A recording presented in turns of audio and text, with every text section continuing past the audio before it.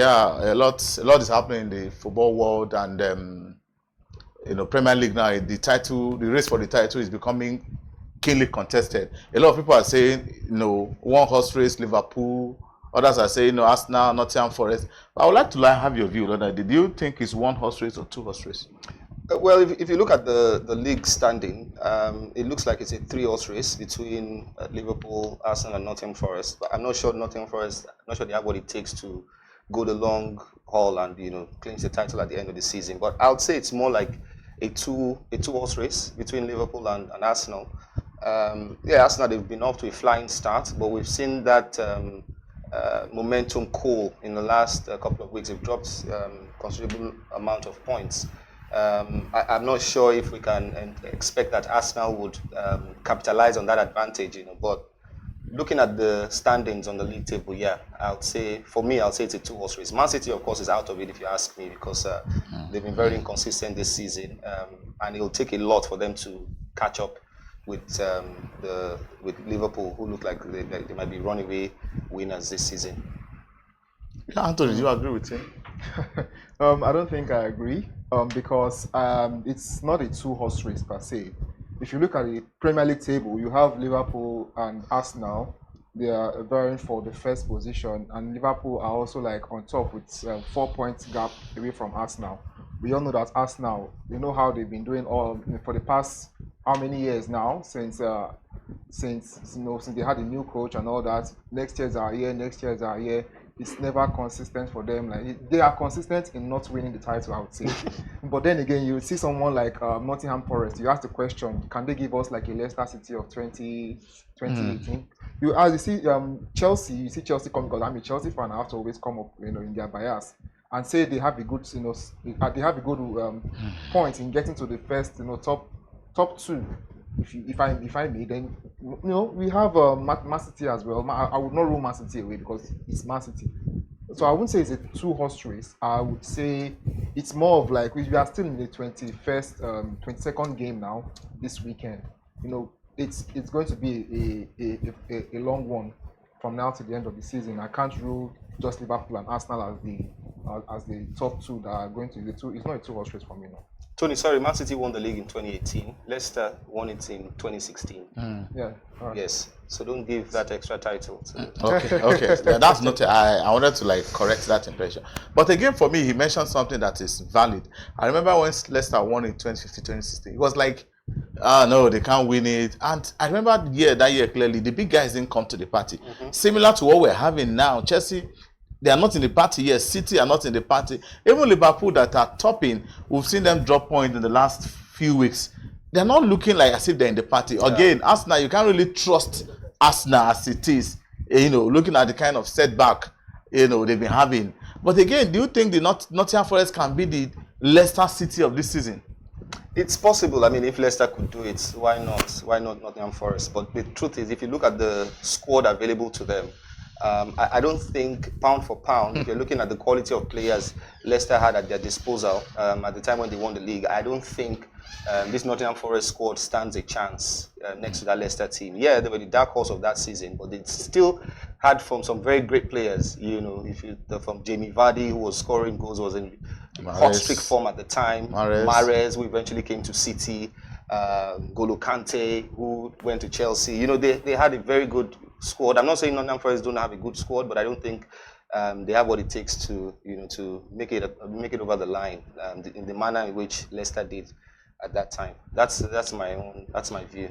But again, Tony, before Leicester-Liverpool game, don't forget that Leicester won Liverpool the first leg. Yeah. The second leg before the game, Nottingham Forest. Nottingham Forest. I mean to say, and Slot came up and said, no, these guys are title contenders. Even mind game, that was before the game, and it took Liverpool time to get a draw against Nottingham Forest. Of course. And so for me, I'm looking at it that football is a game of possibilities. Anything can happen. So for you, do you feel that this Leicester can spring up surprises? Nottingham Forest. I mean to say, because I think they can spring up a surprise, because see players like Chris Wood, he already has 13 goals this season, and this is something that we should not ignore. We've seen the likes of we can't see we can't see that in an Arsenal team or in a Chelsea team, although we see it in Cole Palmer. But we've seen someone that's consistent as Chris Wood, even though they lose, he's on the score sheet. This is consistency, and you see the likes of Ola, our own very own Ola, he's doing so well at incredible.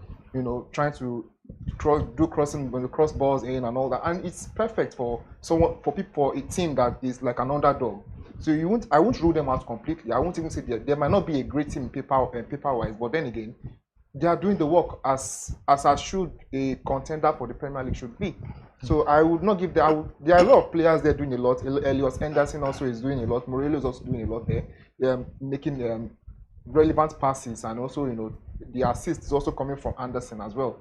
To Chris Wood, and he's always on the score sheet every week or every bi-weekly or so. So it's a good thing for me. I think they are a strong contender if you ask me. I have a question. Who are the players on the Nottingham Forest bench? Because you know that to win the Premier League goes beyond just your starting lineup. Even when Leicester won it, the season we're making reference to, they had some players who could come off the bench when players were injured. Someone like Okazaki, for instance, was pretty old, but he was able to always come up in the absence of Jamie Vardy, and he got the goals as well. Yeah. So if you look at Nottingham Forest, do they really have a strong bench? Are you sure they're not just 1 or 2 injuries away from dropping out of the top 4? I think a more realistic target for them would be making it to the top 4, not necessarily winning the league. I think that would be too much for them to.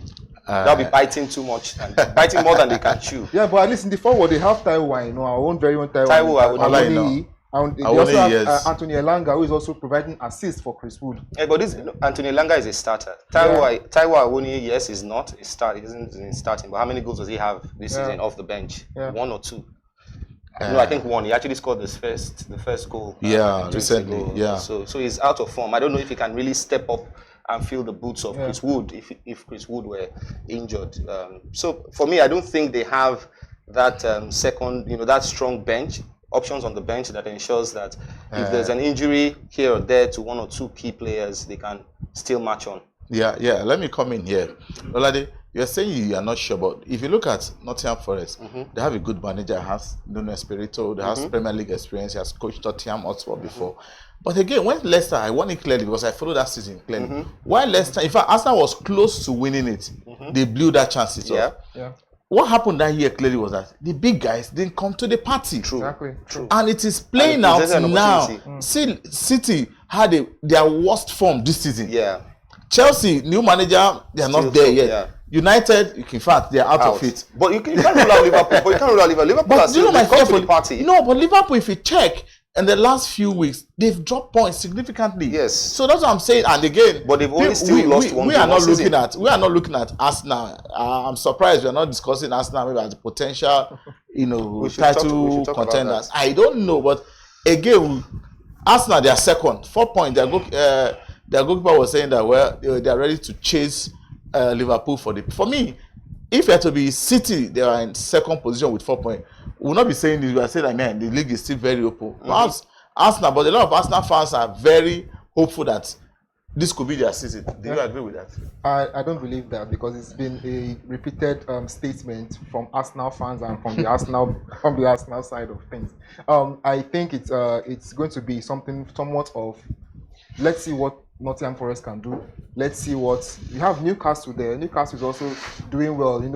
Isak is also scoring goals, always on the score sheet as well. Exactly. Those guys are they're coming up. They're coming up as well, and we can't say a lot about Chelsea and Man City right now. But let's see what happens in the next 5 to 6 games. Wow. If you check the Premier League table, the sheets that they have, it's from now till maybe in the next 7 games, they have a good game going forward for Chelsea and Manchester City. But the question is, are they going to capitalize and meet up to the top 4 and also compete with the likes of Liverpool? Yes, Arsenal can also try as much as possible to keep up, but the question is, will they keep up doing that?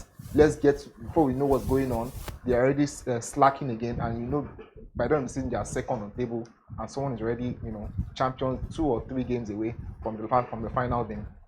Olade, I know you as a City fan, you want Arsenal to win it. Well, let the best man win. As you rightly said, City fan. City is completely out of the Premier League chase this season. If you look at it, we're how many points behind Liverpool? It's just 12 points. 12 you points. say just? It's 12 just points with the game in hand? We are in 20. We game with 21.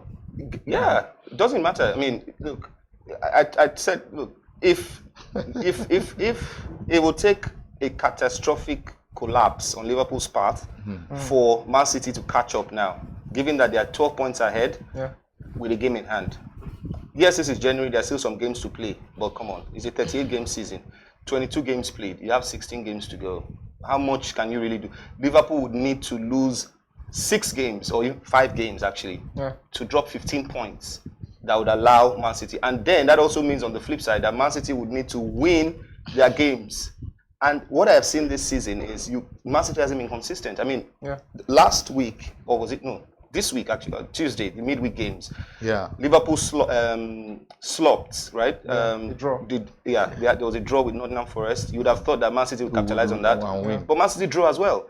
So that's just to tell you that both Man City is not consistent enough to really push Liverpool all the way, which then tells me that the only challenger this season that I see for Liverpool would be Arsenal. But yeah, Arsenal, they have their struggles and challenges, but I mean, if anyone deserves to win the Premier League this season, I'll say Arsenal, because they've pushed Man City really close in the last 2 years, but they fell short, even though their signings have been really curious. If you ask me, some of the signings they made even ended up making them a weaker team than a stronger one. I mean, getting Sterling, even though he came in for, he's on loan, I don't see why Sterling, who's really playing, he's at the twilight of his career already, I don't see why someone like that should even be in Arsenal's squad. I mean, it just smacks of unseriousness for me. I expected that the board, as well as the manager, would identify those key gaps in the squad and just go and sign the exceptional players to fill up those gaps. We've always known that if Saka picks up an injury, there's no one to play on that wing. And I feel like Arteta hasn't really learnt much from Pep Guardiola, really, because he should know. Pep and Man City would always have at least 2 world-class players in every position. He also breeds competition, but Arteta just seems very satisfied putting out the same set of players every game.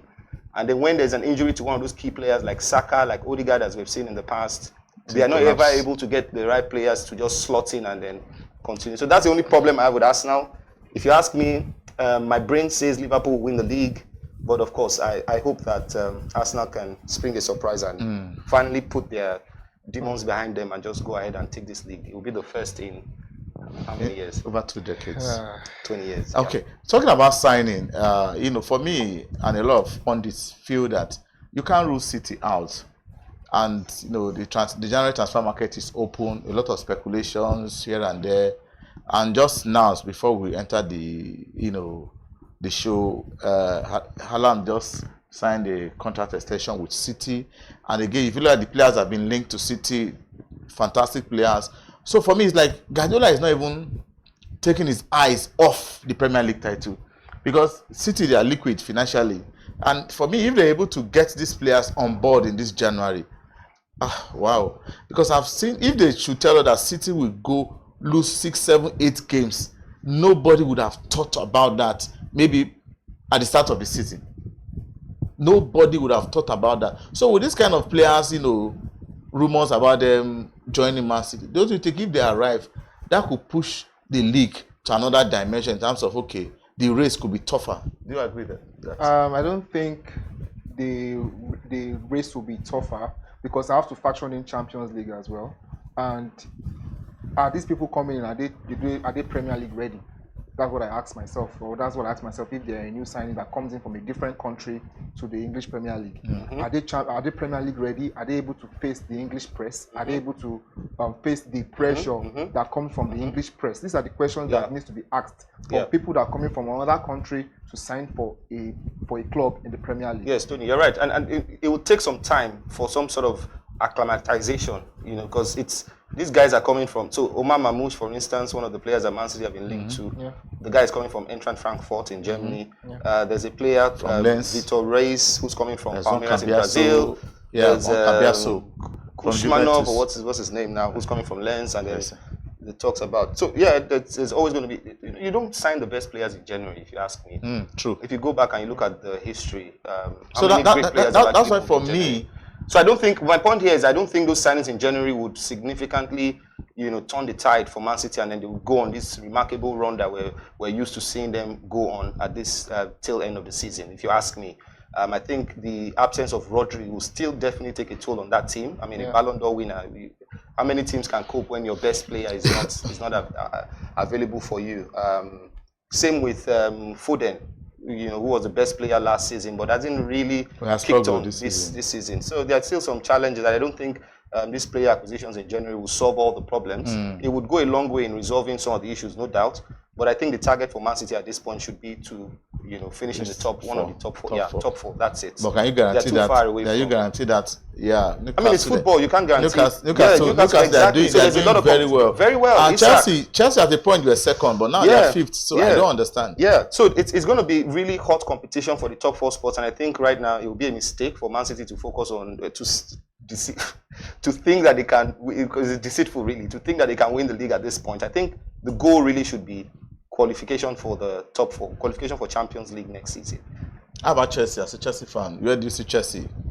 So as we all say, it's we always say we are not in the title race, but as a mind game. We want to, yes, it's an anthem, but we want to make that top four spot because that is the goal for us to make Champions League next season.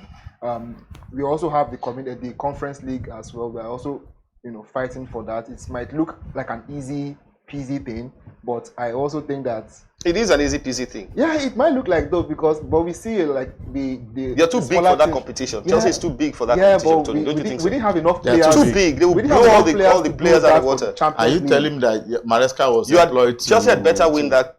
Maresca was employed to chase mediocre. Chelsea had better win that conference. But he wasn't the one that got us there. He met that store. He met us. I think his priority should be top four finish. So that's the priority. Yes, we can't win the Conference League, easy peasy. But then again, we have the top four to fight for. Yeah. Talking about top four, there's one club we have not talked about. If you mention top three clubs in England, at least they should be there. Manchester United. Before now they are 15th, but they won against a Southampton. Bottom place team, and for United fans, they are celebrating it, and I don't know why they are celebrating it, but they are 12th on the table. So for me, do you see Amorim doing the magic, at least pushing United to maybe not top four, European football for next season? Let me tell you, I have a lot of respect for Ruben Amorim. I think he's an exceptional coach, and it's no surprise that Man City and Liverpool, wanted him before he eventually ended up at United. I think his talent is clear for everyone to see, right? And I should also say, before I go on, that it's quite surprising that Manchester United, with all the problems they've had, I mean, Erik ten Hag was sacked this season as well. And then Ruben Amorim came in, trying to steady the ship. They've lost a number of games. I think they were also on a losing streak of 4 straight games on a bounce, just losing. But what is surprising is if you look at the table, they're actually ahead of Tottenham. I find that surprising, and it would look like Tottenham has not really been under as much scrutiny as Man U this season for terrible performances. But guess what? Manchester United, with all the challenges and all of the games that they just let slide by, are 2 points ahead of Tottenham. So to your question now, whether I think Ruben Amorim is the manager to just help reshape the club, I think 100%. Not even reshaping the club. 100%. Make United have European football. 100%. I believe. Well, maybe I don't know. I don't know what would happen this season. I think it was a mistake, if you ask me, for him to have even come mid-season. It would have been best to come at the end of the season. That would have given him more time to bring in the type of players he wants.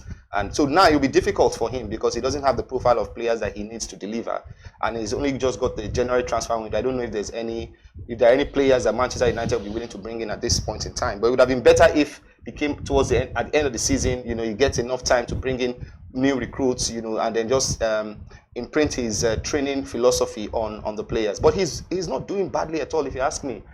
Because you can now see that Manchester United are playing with a clear identity, which was missing for many years under the previous managers who just tried to make the best of what they had. You can see Ruben Amorim is stubborn, he's sticking to his principles. He has kept the 3-4-3 system that was very successful for him at Sporting. And he's not saying, you know what, I'm going to adapt or change my tactics to suit the players here, which was a mistake that Erik ten Hag made. And I'm so happy with the way he's dealing with Marcus Rashford, because I think that he has been a problem at that club for a while now. Such a big player, high expectations, big salary, with very little to show, and I've always questioned his team spirit, because I see him, you watch football, you see players, how angry they are when they miss chances or they fail to put in the last pass that could lead to a goal-scoring opportunity. Rashford just seems it doesn't seem bothered at all. You know, he loses and he just walks away.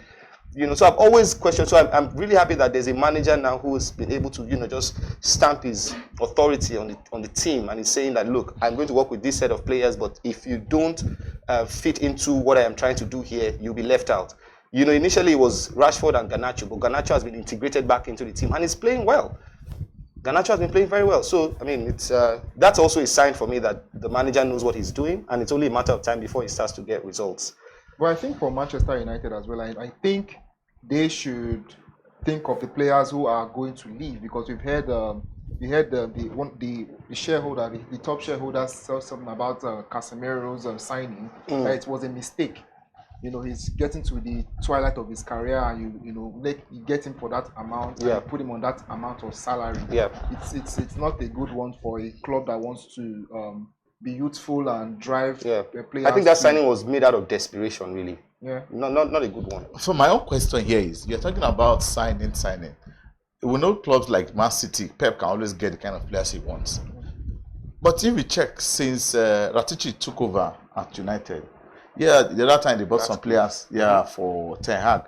But Amorim now, Garnacho is on the transfer. Market. I was told that they rejected. I'm coming.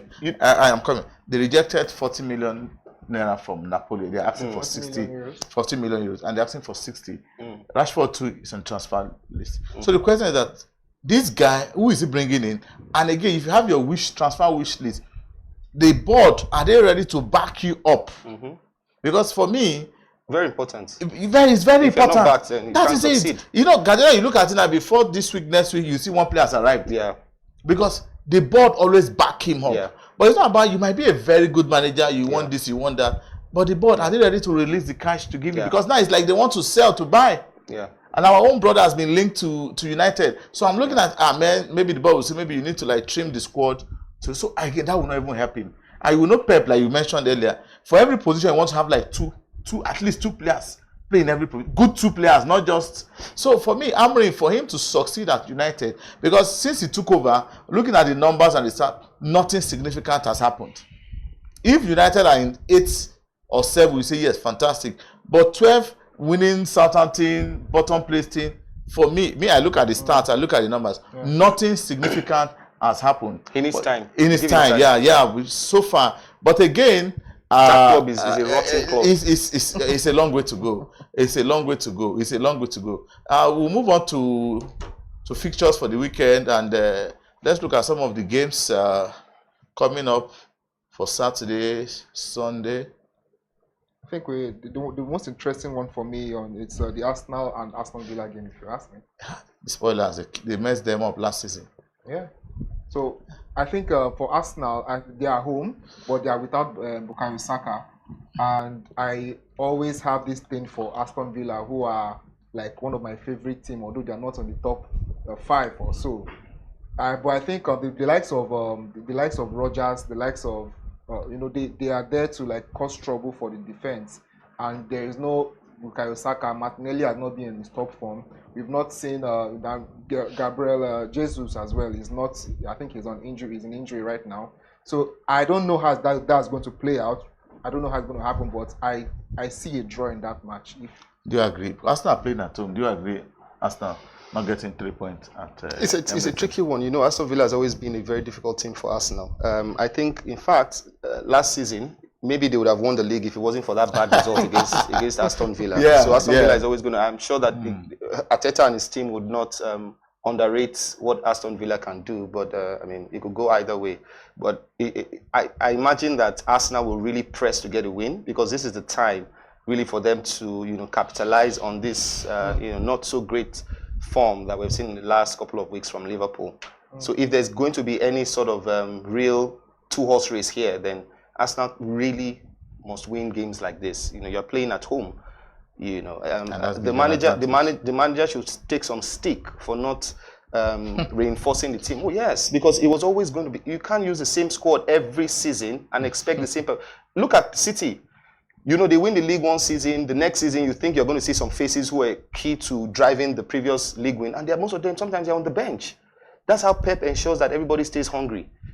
You know, but in Arsenal's case, they've not signed any real players who can really contend and challenge at least the attacking options. Such that if you are not in good form, like Martinelli isn't now, there's another player who's just as good as you and is waiting to take your spot. They don't have that. So that's not the best way. You know, it's not. I hope he learns from this, and you know, but it's it should. I know Unai Emery would definitely also want to get some points because I mean, this season they've not really been as consistent as the previous one. But you know, they're still trying to find some good vein of form. I think I'm quite disappointed in the players like Kai Havertz, Yeah. Martin Odegaard, and Trossard. These are the people that are supposed to come. Yeah. and step But you up. know, Odegaard had an injury. He's just back from that. I don't think he has recovered fully. I think he's just even been He's not recovered trusted into fully, the yes. team He's because not recovered there are no options. Hey, but he has Ethan played. Nwaneri is also injured now, who would have probably stepped into That fill was up like the Odegaard. backup. So Odegaard, there's no other person that can play but Odegaard. So even if he's not giving you the type of performances that he's known for, that he gave you the last 2 seasons, he still has to play because there's no other option. I think for me, this is time Sterling has to step up. If Okay. We'll have Sterling. just have 5 minutes. Why did Chelsea let Sterling go? We just have 5 minutes left. Let's look at how about Brentford Liverpool, because for this, if Liverpool fail to get a result against Brentford and Arsenal win, Liverpool are playing away, Brentford at home. And you know, Brentford, they have a very remarkable They're like record spoilers. this season at They're home. like spoilers. Even City went 2 goals up against Brentford That's on what I'm Tuesday, saying. and you know they came back. I think in the last Goma, Wissa, those guys are top form.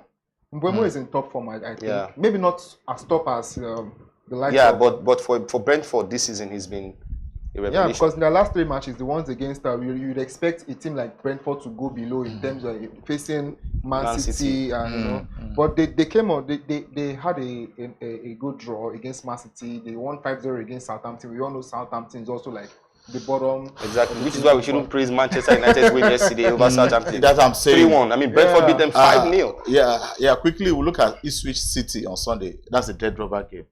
No matter the form, City are. But City has shown this season that they can It's lose a dead games rubber that game. are dead rubber games. Yeah, but City has shown this season that they can lose. Lose games that are dead rubber games.